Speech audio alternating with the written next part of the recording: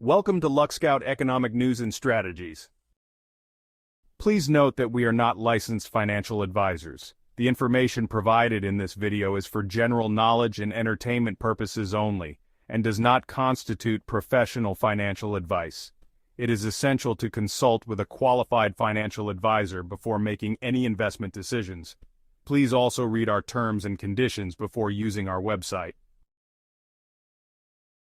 We're always bombarded with economic news, but it's crucial to understand what it all means. Think of economic indicators like a report card for the U.S. economy. They give us a snapshot of how things are going. Are businesses hiring? Are people spending money? These indicators help us answer these questions. One key indicator is average hourly earnings, which tells us how much workers are making. Another is non-farm employment change, which tracks how many jobs are being added or lost each month. And then there's the unemployment rate, a measure of how many people are actively looking for work but can't find it. These indicators are interconnected and paint a picture of the overall economic health of our nation. By keeping an eye on them, we can get a better sense of where the economy is headed and make more informed decisions about our own financial lives. So, let's dive in and break down what these indicators are telling us as of August 2nd, 2024. Remember those average hourly earnings we talked about? Well, they've been slowing down recently. This might sound like bad news, and for some folks, it is. When wages don't keep up with the rising cost of living, it can be tough to make ends meet. Imagine trying to fill your gas tank and your grocery cart when everything seems more expensive.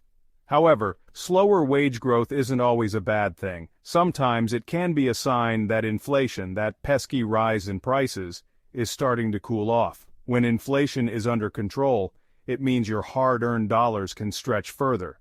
For investors, slower wage growth can be a double-edged sword. On the one hand, it can signal a weakening economy, which can hurt stock prices. On the other hand, it can also lead to lower interest rates, which can be good for bonds. It's all about weighing the pros and cons. Now, let's talk about non-farm employment change. This indicator tells us how many jobs are being added or lost outside of the agricultural sector.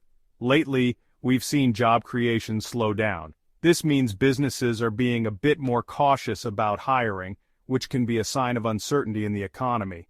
For job seekers, this slowdown can make it more challenging to find the right opportunity.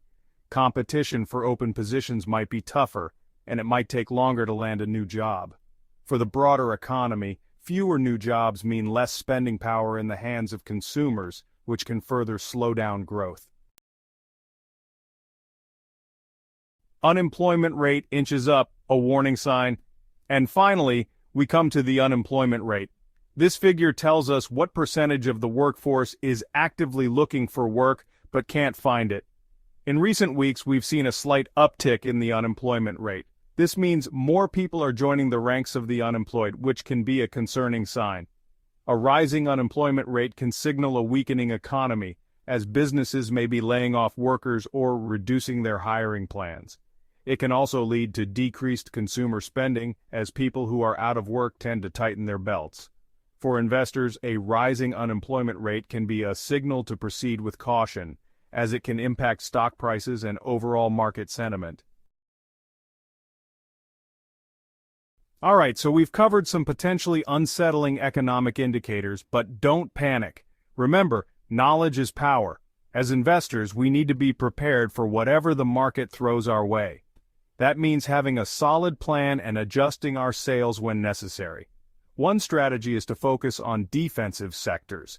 These are industries that tend to hold up relatively well during economic downturns, like consumer staples. Think toothpaste and toilet paper and healthcare.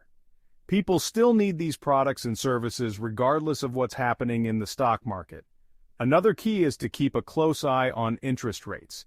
When interest rates rise, it can impact borrowing costs for businesses and consumers, which can slow down economic growth. Keep an eye on the Federal Reserve's announcements and be prepared to adjust your bond holdings accordingly.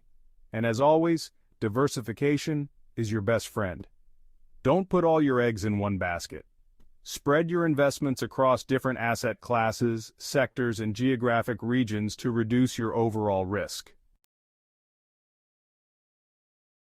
The economic landscape is constantly changing, and there's no crystal ball to tell us exactly what the future holds.